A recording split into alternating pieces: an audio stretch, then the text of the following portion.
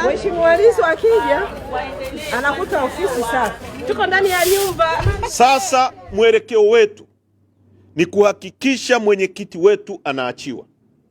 Ndio jambo moja tunalotaka. Mwenyekiti wetu sio muhaini.